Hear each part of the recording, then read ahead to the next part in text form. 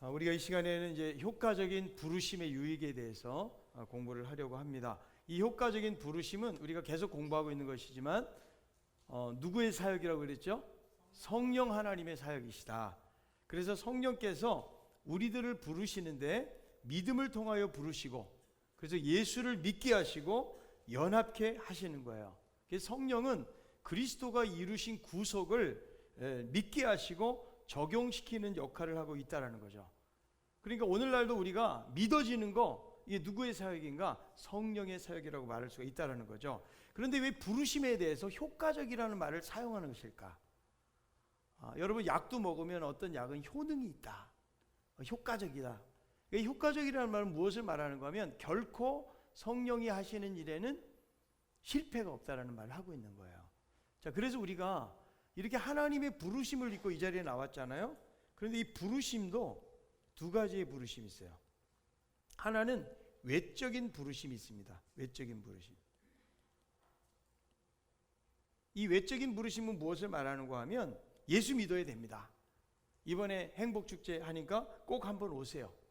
그러니까 외적으로 우리가 복음을 이렇게 전하는 그런 과정들, 그래서 전하는 이것을 외적인 부르심이라고 말할 수가 있다는 거죠.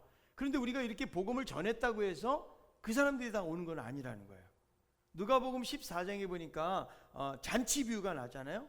초청을 하는데 나는 소를 시험으로 가야겠다. 그리고 나는 밭을 사야 되기 때문에 가야 된다. 또 장가를 갔기 때문에 나는 갈 수가 없다. 이런 식으로 전부 다 거절을 하게 되는 거죠. 그래서 그 말씀에 보니까 이런 말씀이 있어요. 청함을 받은 자는 많되 택함을 입은 자는 적으니라. 이 청함이 무엇인가 하면 외적 부르심이에요. 그러니까 우리들도 다양하게 이렇게 복음을 듣게 되고 교회 가자라는 이야기를 듣게 된다는 거죠. 그런데 사람들이 이것을 다 믿고 따르는 것은 아니라는 거예요. 또 한 가지 부르심이 있는데 이 부르심이 바로 내적 부르심이라는 거예요. 그래서 이 외적인 부르심은 믿지 않는 사람들도 있기 때문에 효과적이라는 말을 사용하지 않는 것이죠. 근데 내적인 부르심이라는 것은 이것은 성령께서 하시는 역사이기 때문에 여기에는 거절하거나 실패할 사람이 한 사람도 없다. 그러니까 하나님은 완벽하신 분이시기 때문에 일하실 때 효과적으로 일하시는 거예요. 누군가를 내가 구원하시기로 작정하시면 절대로 여기에는 변함이 없다라는 거예요. 자, 하나님이 누구를 선택하셨는데 얘 하는 거 봐가지고 하는 게 제대로 못하니까 내가 얘를 구원해서부터 제외시켜야겠다. 하나님이 이런 식으로 안 한다는 거예요. 그런데 여러분, 구약에도 보면은 구약에도 사울을 처음에 선택하셨거든요. 근데 나중에 하나님이 버리신다고요. 구약에서의 성령의 역사는 하나님께서 어떤 특별한 일을 맡기실 때에 그렇게 성령이 임하기도 하고 떠나가기도 하는 거예요, 주의 영이. 그런데 신약의 개념에서는 뭐냐면 한 번 성령이 임하시면 절대로 떠나가지 않으세요. 내가 이 사람을 선택해야겠다 그러면 하나님의 주권으로 그 선택한 자를 끝까지 인도해 가신다는 거예요. 우리는 그런 사실을 믿는 거예요. 여러분, 하나님이 변덕장이라고 생각해 보세요. 우리를 선택하셨다가 마음에 안 들어. 그래가지고 이거 선택하면 안 되겠구나. 만약에 이렇게 후회하시고 만약에 하나님께서 그렇게 하신다 그러면 우리는 이 구원받은 것에 대해서 불안할 수밖에 없다는 거죠. 여러분, 불안하십니까? 불안하지 않죠. 그 믿음을 가져야 돼요. 그래서 우리가 대학 입시를 보면은 합격자 명단이 있잖아요. 지금 대학에 들어갈 때도 여러분 합격자 명단에 있는 사람을 집어넣잖아요. 거기 한 명이라도 빠지면 안 되는 거예요. 우리가 세상의 대학을 다니는 것도 그렇다는 거죠.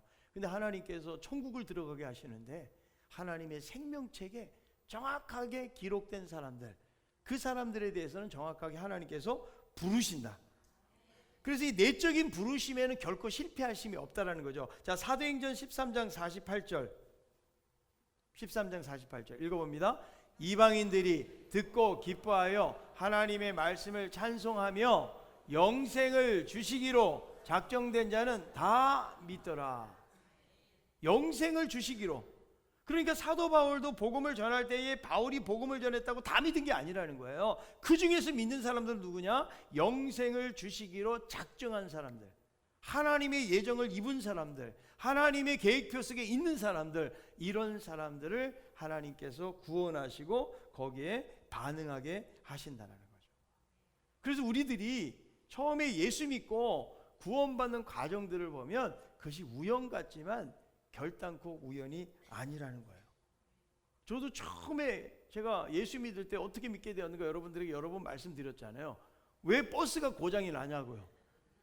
그것도 교회 근처에서, 그것도 예수 잘 믿는 김영삼이라는 친구하고 함께 가다가 그러다가 제가 교회 근처에서 내리다 바로 한정거장 전에서 버스가 브레이크 사고 같은 거로 쓴 거예요. 그 길을 걸어가는데 갔다 보니까 길가에 우리 이 신강교회처럼 빨간 벽돌에 그 세곡교회라는 데가 있어가지고 교회 가자 그래서 제가 가게 된 거거든요. 만약에 거기 절이 있었다면, 예?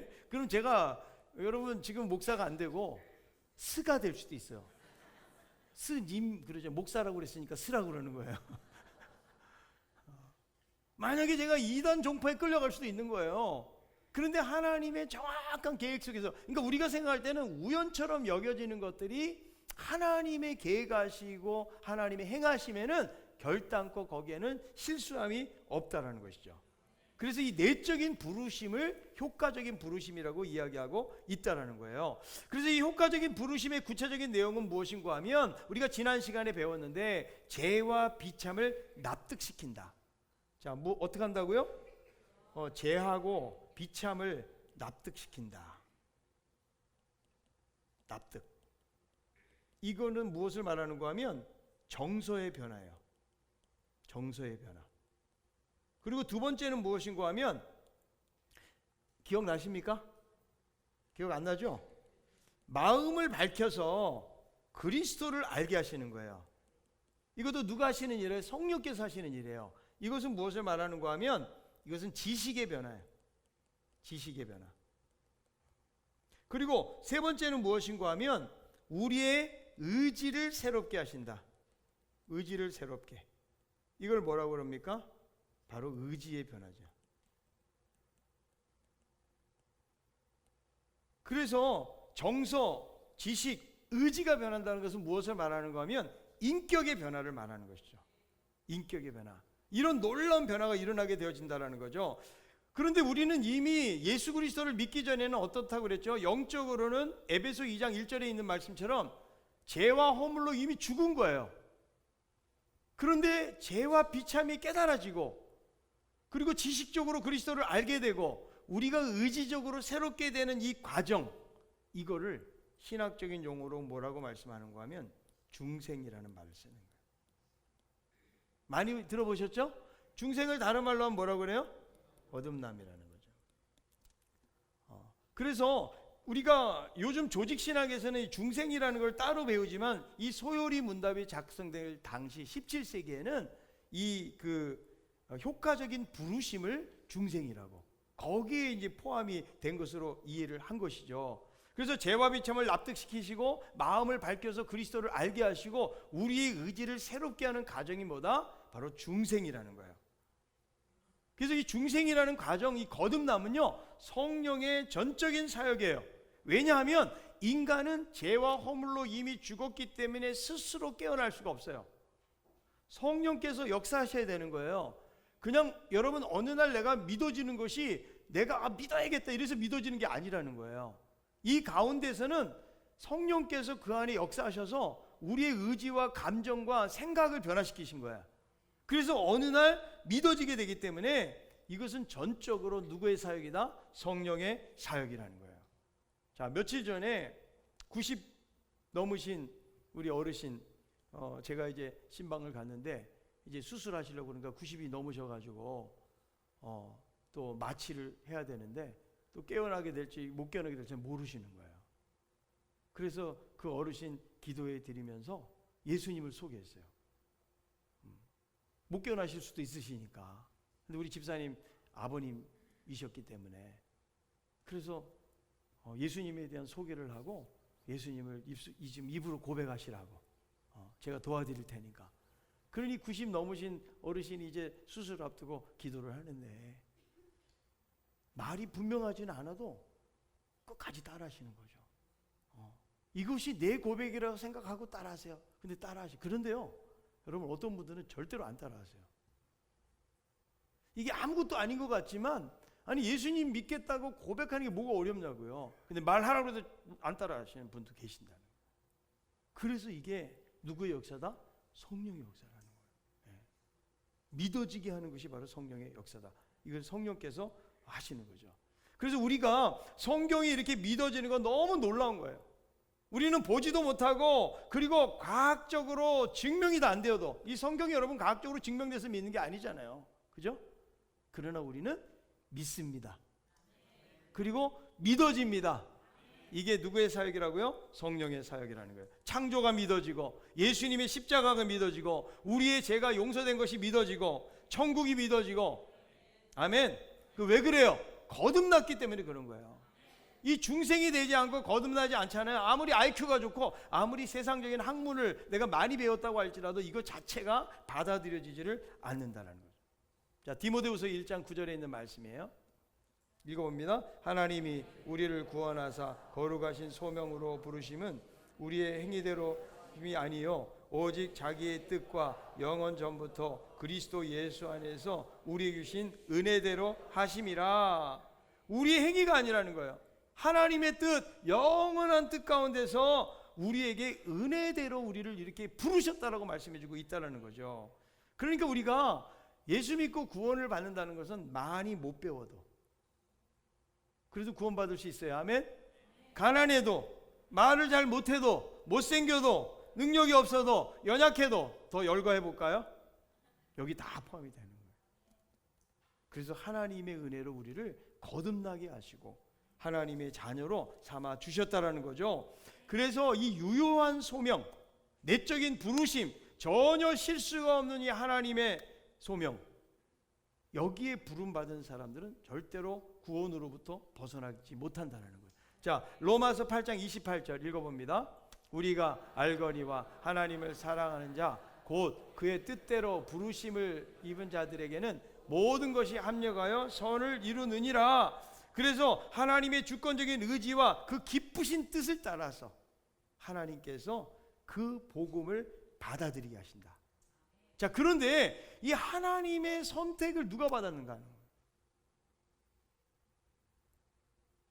여러분 알 수 있어요, 없어요? 누가 받았는지. 우리는 이렇게 생각할 수 있죠. 야, 저 사람이 하나님께 선택 받았으면 그냥 뭐 전도하지 않아도 언젠가 돌아오지 않겠는가 이럴 수도 있죠. 그건 운명론이에요. 운명론. 그거는 우리는 몰라요, 누가 선택을 받았는지. 그러면 나는 알 수 있을까요? 나는 알 수 있을까 없을까요? 하나님의 영이 우리 안에서 하나님의 자녀인 것을 증거한다고 그래요. 로마서 8장에 보니까. 여러분이 부모님 계시잖아요. 뭐 돌아가신 분도 계시지만 엄마의, 어머니의, 아버지의 자녀라는 거 어떻게 알아요? 혹시 헷갈리는 분 계십니까? 우리 어머니가 맞나 우리 아버지가 맞나? 저 안 그러잖아요. 정확하게 믿고. 그런데 나는 사실 그 가정이 기억이 안 나요. 그럼에도 불구하고 한 번도 어머니라는 사실에 대해서 의심해 본 적이 없는 거죠. 아니, 하나님의 자녀도 좀 마찬가지로 생각이 들어요. 성령께서 우리 안에서 역사하고 계시는데 내가 하나님 자녀가 맞나?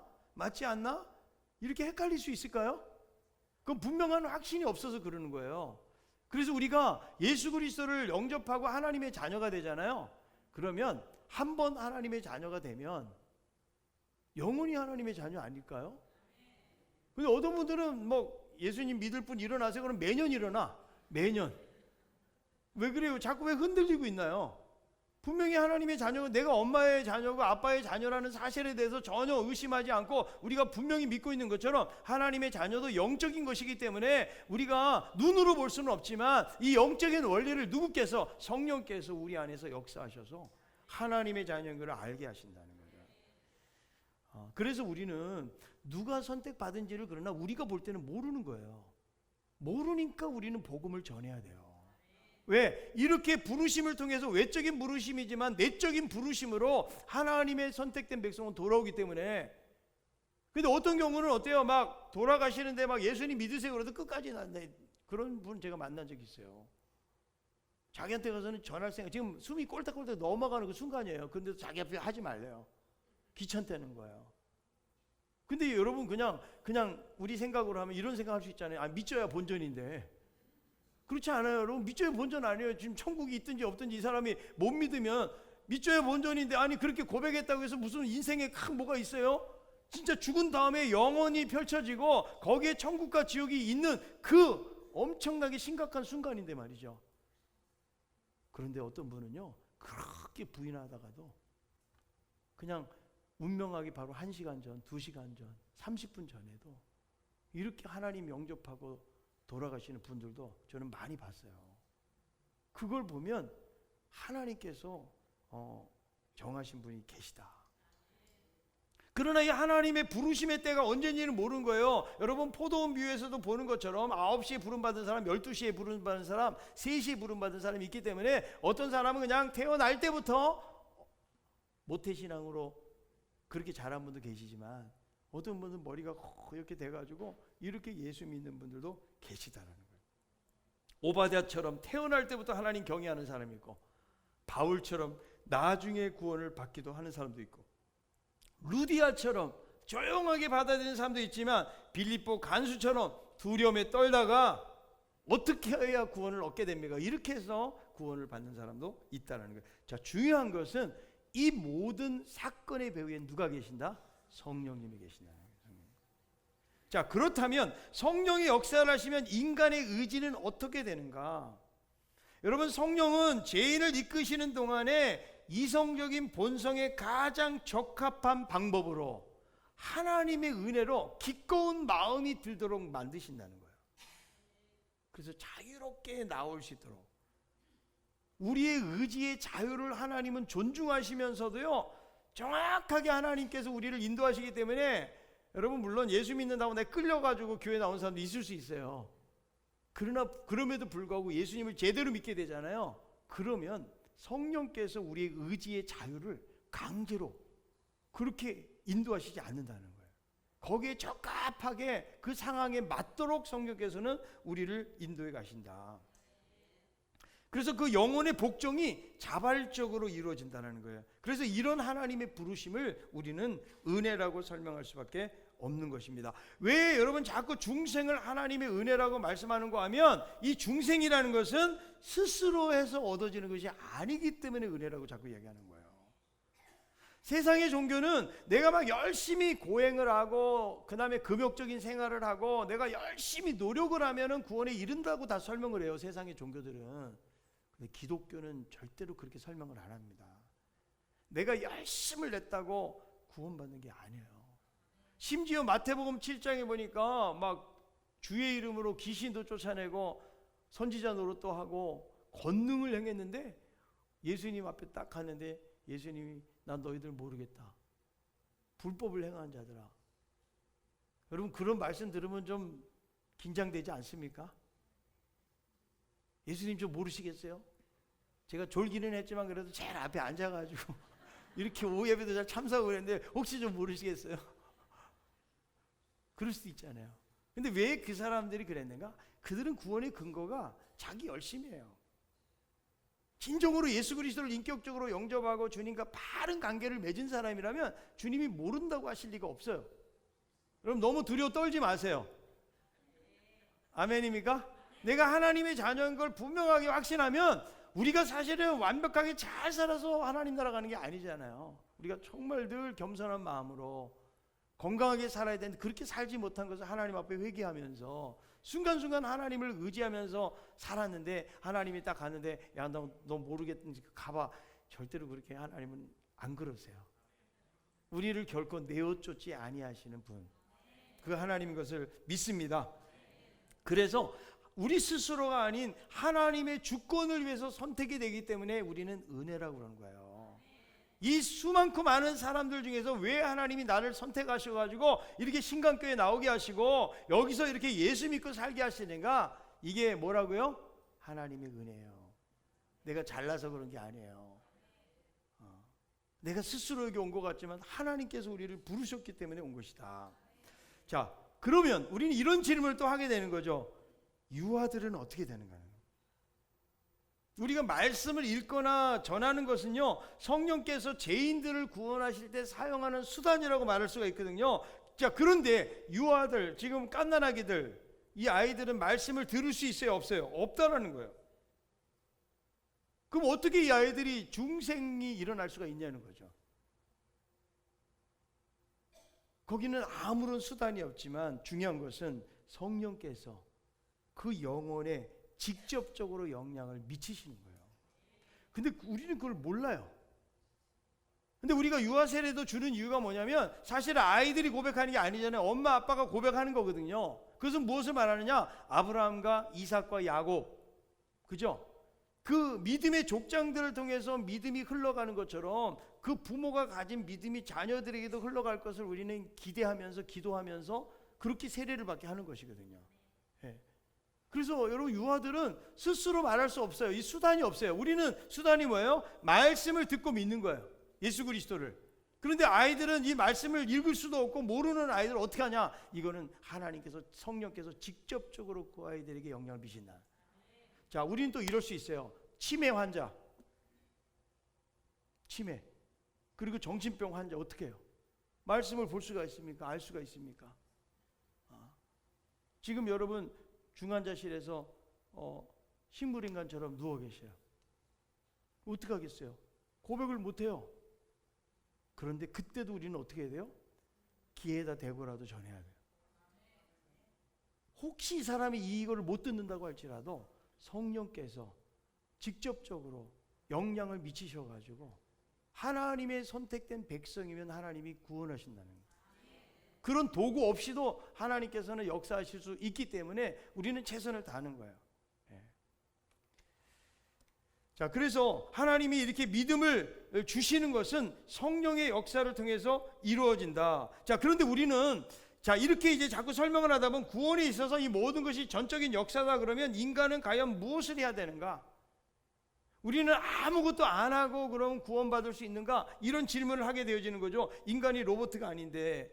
그런데 인간은요, 그 이유는 무언가를 들여야 노력의 대가로 구원이 이루어진다는 계산과 보상의 심리가 저변에 깔려 있다는 거예요. 그래서 구원을 받아들이기가 어려운 거예요. 만약에 여러분들에게 강남에 있는 아파트를 그냥 한 채씩 주겠다 그러면 믿어요, 못 믿어요? 믿어요, 못 믿어요? 참 믿음이 없어요. 세상엔 그런 일이 없어요. 그 세상에는 공짜가 없다는 거죠. 그러니까 무언가 대가가 필요하기 때문에 아무런 조건이나 노력이나 대가 없이 주어지는 것이 하나도 없기 때문에 구원도 마찬가지라는 거죠. 어떻게 구원이라는 것이, 그러니까 세상에 있는 종교들이 훨씬 더 인간의 이성과 논리에 맞아요. 그렇잖아요. 열심히 내가 노력을 해서 어떤 자리에 이른다고 설명하는 게 맞죠. 근데 기독교는 내가 노력을 해서 그 자리에 이르는 것은 아니에요. 이미 구원이라는 것을 선물로 예수님을 통해서 이루시고 이것을 믿는 자에게 그 구원을 주신다고 약속을 하다 보니까, 그러니까 대가 없이 마치 인간이 로봇처럼 그냥 그렇게 되는 것으로 여길 수가 있지만, 그러나 성령께서는 조화롭게 역사하심으로 말미암아 이것을 통해서 구원의 선물을 주신다. 그래서 우리는 자꾸 이 기독교를 뭐라고 설명해요? 바로 모든 것이 은혜라고 설명을 하고 있는 것이죠. 자, 우리가 효과적인 부르심에 대해서 배우고 있는데, 효과적인 부르심을 다른 말로 하면은 이렇게 말할 수 있어요. 구원의 서정이에요. 구원의 서정. 그래서 여기에는 우리가 중생을 배웠잖아요. 중생만 있는 것이 아니에요. 중생, 회심, 칭의, 그 다음에 양자됨, 성화, 예, 이런 게 있어요. 이렇게. 그러니까 거듭나서 회개하게 되고 의롭다 칭함을 받게 되고 하나님의 자녀로 칭함받게 되어지고, 그리고 성화, 점점 예수님을 닮아가는 이런 과정들이 전부 다 이 구원의 하나의 과정이에요. 이것들이요. 자, 이런 부분들을 우리가 좀 살펴볼 수가 있는데, 그런데 사실 이 구원의 여정이라는 것이 이렇게 딱 순서대로 딱딱 되는 것은 아니라는 거예요. 그냥 예수 믿으면서 그냥 자연스럽게 이것이 같이 이루어져. 물론 여러분, 성화라는 것은 어때요? 성화는 예수님을 닮아가야 되는 과정이 필요하지만, 그러나 여러분 의롭다 여김을 받는 동시에 어떻게 돼요? 양자가 되는 거예요. 하나님의 자녀가 되는 것이죠. 그러니까 동시다발적으로 이루어지는 것들도 있다는 것이죠. 그래서 우리가 이것을 배우는 것은 여기에 대해서 하나하나 어떤 개념을 배우는 것도 중요하지만, 이 모든 것을 뭐라고 설명하는가 하면 효과적인 부르심에 대한 유익이라고 설명을 하는 거예요. 한번 따라합시다. 효과적인 부르심에 대한 유익이다. 자, 32번째 문제입니다. 한번 우리가 읽어보도록 하겠습니다. 32문 띄워주세요. 자, 읽어봅니다. 효과적인 부르심을 받은 자들은 금생에서 어떤 유익에 참여하게 됩니까? 효과적인 부르심을 받은 자들은 의롭다 하신가, 칭의, 자녀 삼으신가, 양자됨, 거룩하게 하심에 참여, 성화에 참여하고 이생의 여러 가지 유익들도 받습니다. 그러니까 여기에 지금 나와 있는 거 세 가지만을 지금 이야기하고 있는데, 첫째가 뭐예요? 칭의, 의롭게 되는 거. 두 번째 양자됨, 하나님의 자녀가 되는 거. 세 번째 무엇입니까? 거룩하게 되는 것은 뭐냐면 예수님 점점 닮아가는 성화의 과정을 의미하고 있다는 것이죠. 그래서 이 효과적인 부르심의 가장 큰 유익이 바로 이것이다. 몇 가지? 세 가지를 지금 이야기해 주고 있다는 거죠. 그래서 여러분 이것이 뭐라고요? 이 땅에서 받는 효과적인 부르심에 대한 유익이라는 거예요. 자, 우리가 여러분 신앙생활 하다 보면 이런 질문을 받을 수 있죠. 예수를 믿고 교회 다니면서 가장 좋은 것이 무엇입니까? 자, 한번 옆에 있는 사람에게 질문을 한번 해주세요. 예수 믿어서 가장 좋은 게 뭡니까? 한번 질문을 해보세요.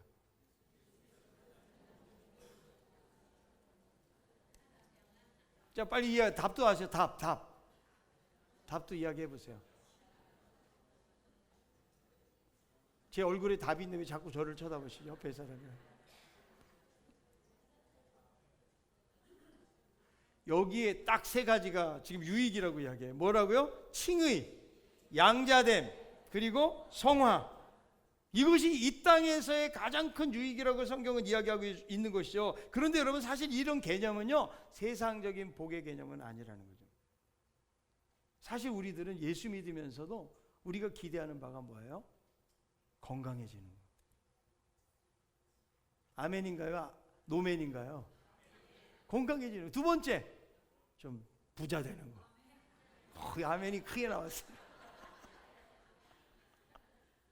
그래서 세 번째 또 뭐가 있어요? 이 세상에서 하는 일들이 형통하고 잘 되는 거. 이것이 사실은 우리 안에 예수를 믿으면서도 그런 기대하는 바가 있다는 것이죠. 그래서 예수 믿음으로 말미암아 몸도 건강해지고 사업도 잘 되고 집에 우환이나 이런 것이 없고 세상적으로 형통하게 잘 되는 거, 이것을 우리는 흔히 복이라고 말할 때가 참 많이 있거든요. 그런데 여러분 처음 우리가 믿을 때 보면, 그래서 예수 믿는 경우를 보면은 정말 잘 나가는 사람은 믿기가 어려워요. 그러지 않아요, 여러분? 자, 옆에 있는 분에게 당신은 별 볼 일 없어서 여기 온 겁니다. 여러분 그렇지 않아요? 여러분들이 아무런 삶에 문제가 없는데 여기 왜 오냐고요? 물론 어렸을 때부터 그냥 모태신앙으로 자란 분들은 그냥 오다 보니까 습관이 돼가지고 오기도 했지만, 중간에 대부분 믿는 사람들은 뭔가 인생에 허무가 있고 삶의 문제와 어려움을 만나기 때문에 오는 거예요. 저는 지금도 기억나는 가장 제 머릿속에 남아있는 그 분들 중에 어떤 분들이 있는가 하면, 이제 제가 부교육자 시절이죠. 완전히 이 집은 불교 집안이에요. 그런데 남편이 사고를 만나가지고 완전히 중환자실에 있는 거예요. 그러니까 이분이 한 20년 동안 불교를 믿었는데, 불교를 믿어도 그냥 믿는 불교가 아니에요. 그냥 여러분 절에 왔다 갔다 믿는 게 아니에요. 믿으려면 제대로 믿어야 되는데 그분은 막 완전히 집에 가면 도자기에다가 막 부적은 방마다 다 붙여 있고 불교 서적이 이 정도 돼요. 여러분 예수 믿는 것도 교회만 왔다 갔다 하면 제대로 믿는 게 아니에요. 그러니까 그야말로 독실한 불교 신자야. 그런데 주변에서 사람들이 그러는 거죠. 아, 예수 한번 믿어봐라. 당신 지금 남편이 이렇게 지금 죽게 생겼는데 믿어봐라. 그랬더니 이분이, 제가 딱 신방을 갔는데 얼마나 간절한지 몰라요. 그리고 불교는 특징이 뭐예요? 열심이잖아요. 열심. 예? 그래가지고 기도를 받는데 막 이러고 앉아가지고 기도를 받는 거예요. 막 눈물을 흘리면서 막 이렇게.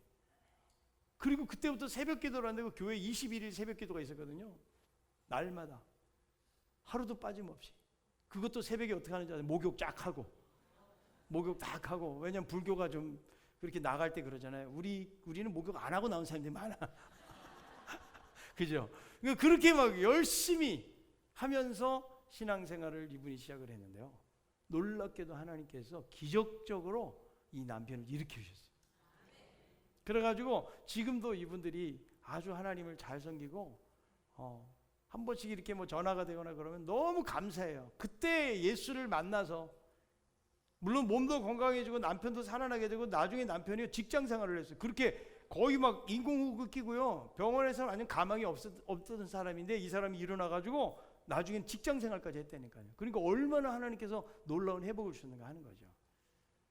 근데 그걸 뭐라고 이야기하는가 하면 기적이라고 이야기하는데, 여러분 예수 믿는다고 다 이렇게 되면 얼마나 좋겠어요. 예수 믿어도 여전히 병이 안 낫고 문제가 해결되지 않는 경우도 많이 있다. 우리가 원하는 대로 다 이루어지지 않게 된다는 것이죠. 물론 하나님은 이 땅을 살아가면서 여러 가지 우리에게 놀라운 회복을 주시기도 하지만, 뭐 병이 낫기도 하고 문제가 해결되기도 하지만, 이것이 그냥 100% 예수 믿었다고 이렇게 되는 것은 아니라는 거예요. 그래서 늘 마음속에, 아니 나는 예수 믿는데 왜 나는 이렇게 가난하게 살아야 되는가? 나는 예수 믿고 이렇게 간절하게 기도했는데 왜 이렇게 내 질병은 낫지 않는가? 아마 이런 고난이 막 그치지 않을 때에 그런 질문을 가지고 신앙생활하는 분들도 계실지 모르겠어요. 우리가 바로 알아야 돼요. 예수를 믿는다고 세상적으로 형통해지는 것이 아니에요. 진짜 유익은 이거라는 거예요. 세 가지. 의롭게 여김을 받고 하나님의 자녀가 되고 점점점 예수님 닮아가는 영적인 복이에요. 이게 여러분 가장 최고의 복이라는 거예요. 자, 시편 73편 28편은 이렇게 말하고 있는데요. 한번 읽어봅시다. 시작. 하나님께 가까이함이 내게 복이라. 내가 주 여호와를 나의 피난처로 삼아 주의 모든 행적을 전파하리다. 무엇이 복이라고요? 하나님을 가까이하는 게 복이네요. 여러분들이 하나님을 가까이하면 최고의 복이에요. 그게. 아멘. 사업이 안 돼도, 건강하지 않아도 내가 하나님을 가까이 하는 거, 이것이 최고의 복이라고 말씀해요. 여러분 주님과 동행하는 축복을 경험하는 거, 이거보다 더 큰 복이 어딨냐고요. 그래서 우리가 특별히 그리스도를 통해서 받은 최고의 복은 바로 구원의 복이에요. 스웨덴의 레나 마리아라는 사람이 있는데요. 발로 쓴 내 인생의 악보라는 이 글에 보면은 그런 게 나옵니다. 이 여자분은 태어날 때부터 두 팔이 없어요. 팔이 두 개가 없고, 그리고 다리가 한쪽이 짧은 중증 장애인이에요. 그런데 이 부모님들이 독실한 신앙을 가지고 있었기 때문에 이 아이를 장애우였지만 정상화로 키우기 위해서 어렸을 때부터 레나는 수영, 십자수, 요리, 피아노, 운전, 심지어 성가대, 아니 두 팔이 없는데 성가대 지휘까지도 하게 했다라는 거예요. 3살 때 수영을 시작해가지고 장애인 올림픽 스웨덴 대표로 나가가지고 4개의 금메달을 땄어요. 그리고 스톡홀름 음대를 졸업하고 미국에서 가스펠성을 공부하고 전 세계를 다니면서 복음성가 가수로 활동을 한 거예요. 1992년 이후에 일본에서 매년 그녀의 콘서트가 열리고 있는데 엄청난 반향을 일으켜서 복음전도에 지대한 영향을 미치는데, 언론에서는 그녀의 목소리를 천상의 노래라고 격찬하고 있다는 거죠. 그런데 레나가 이렇게 고백합니다. 이 모든 것이 하나님 때문에 가능하다고 간증하는 거예요. 내가 너를 사랑한다는 하나님의 음성을 들으며 살아가기 때문이라는 것이죠. 그래서 팔과 손이 없어가지고 편리한 것이 있느냐고 물으면 대답한대요. 반지를 잃어버릴 염려가 없다고. 서울 공연을 마치고 돌아가 쓴 시가 있는데요. 내 마음 어디선가 내 이름 부르는 당신의 조용한 목소리 들려옵니다. 다정하게 어루만지는 바람처럼 당신은 그곳에 계시며 나는 당신 안에서 평안을 누립니다. 당신께서 말씀하십니다. 내가 너를 사랑하노라. 너의 친구가 되리라. 나는 알고 있습니다. 당신께서 나를 사랑하심을, 나를 사랑하심을. 그래서 어렸을 때부터 부모의 사랑을 많이 받고 하나님의 사랑을 이렇게 경험하면서 그는 중증 장애인이었지만 그러나 정상인들보다 더욱 빛나는 삶을 살았다는 것이죠. 그래서 이것이 바로 하나님의 은혜라는 거예요. 여러분, 우리가 죽어서 천국 가는 것만 복으로 생각해서는 안 돼요. 이 땅을 살아가면서도 핵심적인 복은 무엇입니까? 이 구원의 가정 속에서 하나님이 나를 의롭다고 여기시고 하나님이 나를 하나님의 자녀로 삼아주심에 대해서 이 은혜를 감격하고 누리면서 살아야 된다는 거예요.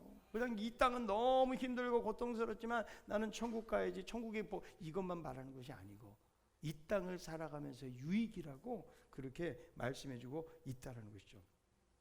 그래서 여러분, 구원의 복을 최고로 여기는 사람들은요, 세상에서 살아가면서 일들이 안 된다고 할지라도 그것 때문에 그렇게 크게 낙심하지 않는다는 거예요. 이런 사람들은 많이 있다고 교만해지거나 없다고 해서 비굴해지는 삶을 살지 않는 거예요.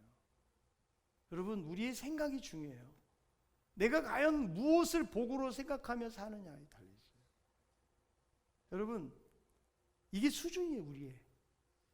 우리가 여러분 하늘의 복보다는 땅의 복을 바라보고 살잖아요. 골로새서는 뭐라고 말해요? 위의 것을 찾아라. 이 땅에 있는 것은 형이하학적인 거예요. 철학으로 말하자면 우리는 형이상학적인 거.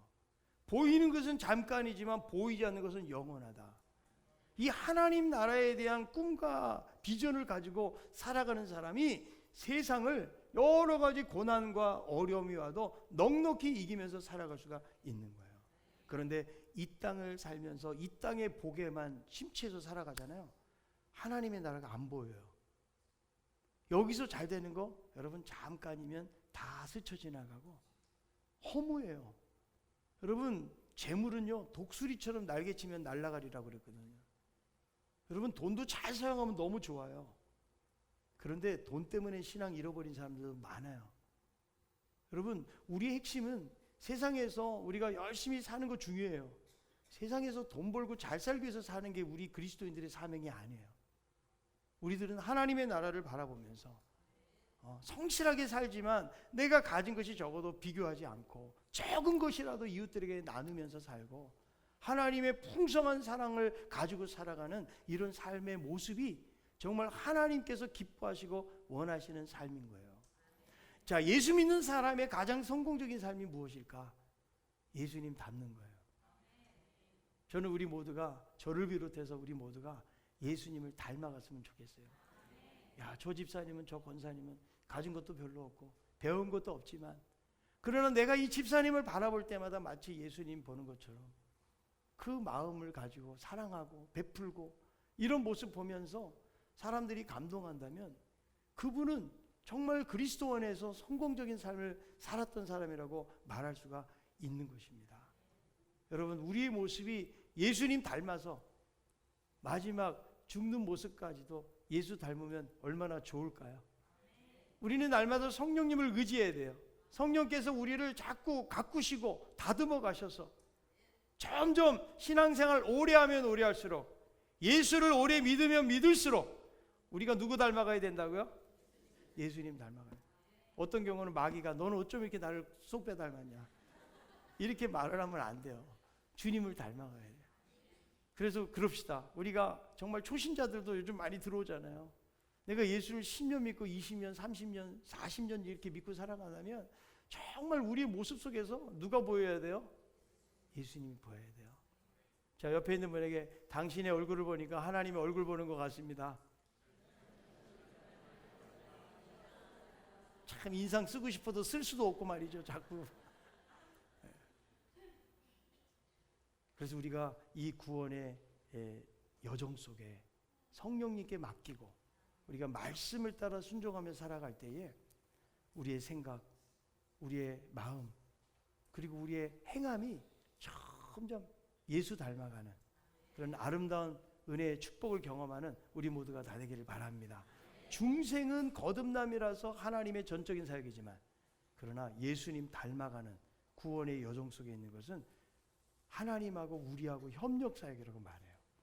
그렇게 우리들도 날마다 말씀에 순종하면서 주님을 따라가는 우리 모두가 다 될 수 있기를 바랍니다. 다 같이 일어나 찬양